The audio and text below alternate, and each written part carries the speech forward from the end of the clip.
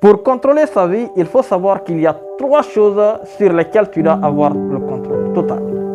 Si tu veux contrôler la qualité de ta vie, tu veux contrôler l'ensemble des choses et des circonstances qui se passent aujourd'hui dans ta vie, il faut contrôler ces 3 choses. La première, ce sont tes émotions. Tu dois être le maître de tes émotions. C'est soit tu t'occupes de tes émotions ou tes émotions s'occupent de toi.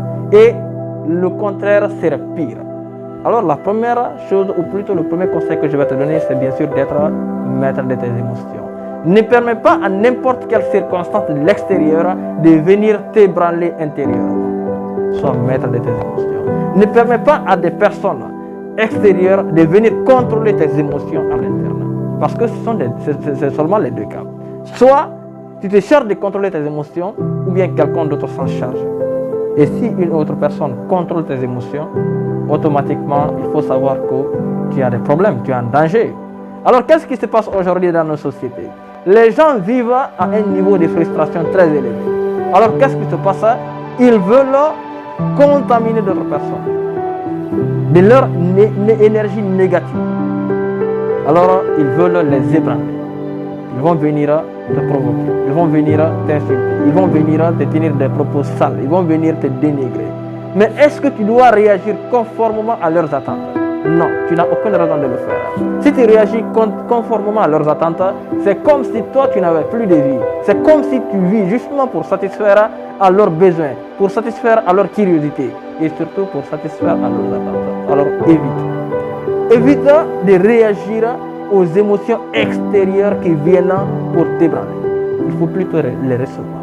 Tout à l'heure, tu es en circulation, quelqu'un t'insulte. Oui, tu peux répliquer, tu peux l'insulter aussi. Mais est-ce que la personnalité qui est en toi, la personnalité que tu veux être, est-ce que tes valeurs te permettent réellement de répliquer comme ça? Alors dis non. Je ne te donnerai pas le plaisir de réagir conformément à tes attentes. Alors il faut contrôler tes émotions. Contrôle tes émotions, sinon tu risques de le regretter durant toute ta vie. Il faut être, même si tu ne peux pas être maître de tes émotions, mais contrôle-les tant que tu peux. Ne mets pas tes émotions dans les comparaisons futiles.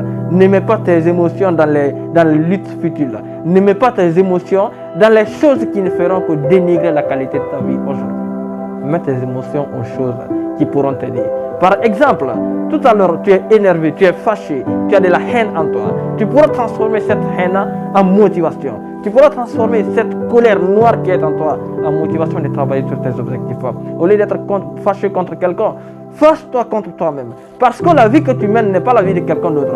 Et puis surtout, sache que si tu es en comparaison avec quelqu'un, c'est bien sûr avec toi. Tu es en comparaison perpétuelle avec toi-même. Tu dois t'améliorer à chaque seconde de ta vie, à chaque minute de ta vie. Tu dois changer la qualité de ta vie. Mais ça ne peut se faire que lorsque tu es capable de contrôler tes émotions. La deuxième chose sur laquelle tu dois avoir le contrôle total, ce sont tes dépenses.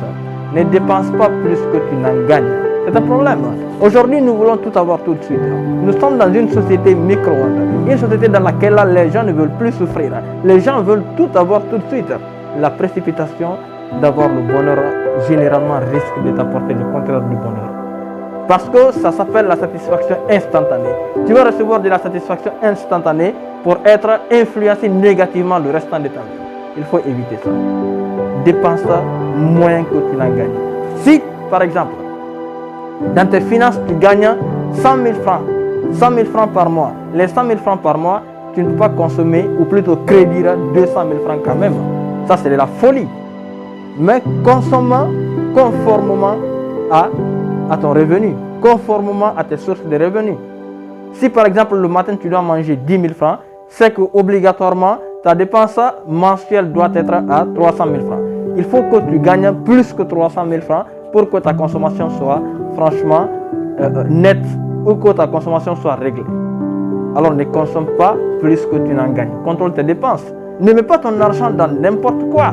Ne mets pas ton argent dans les comparaisons futiles. Ne mets pas ton argent dans l'esthétique pour plaire aux gens.